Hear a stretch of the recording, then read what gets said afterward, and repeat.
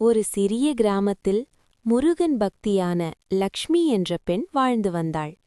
அவள் கர்ப்பமாக இருந்தாள். அது நிறை மாதம். எந்த நேரமும் குழந்தை பிறக்கலாம். லக்ஷ்மி தினமும் முருகனை மனதில் நினைத்து, வெற்றிவேல் முருகா, என்னையும் என் குழந்தையையும் காப்பாற்று என்று பிரார்த்தனை செய்வாள்.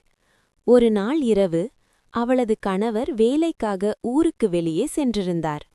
அந்த இரவு திடீரென்று லக்ஷ்மிக்கு பிரசவ வலி தொடங்கியது. வீட்டில் யாருமில்லை. மழை பெய்தது. வெளியில் இருட்டு. அவள் பயத்தில் அழ ஆரம்பித்தாள். முருகா, என்னை காப்பாற்று என்று அழுதாள்.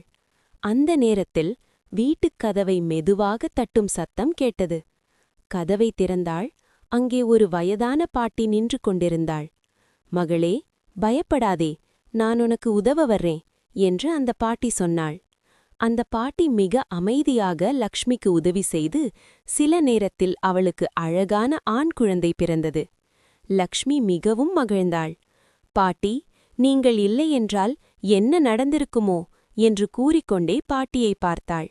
ஆனால் அந்த பாட்டி எங்குமே இல்லை. அதே நேரத்தில் வீட்டிலிருந்த முருகன் படம் அருகே ஒரு ஒளி பிரகாசித்தது. லக்ஷ்மிக்கு புரிந்தது.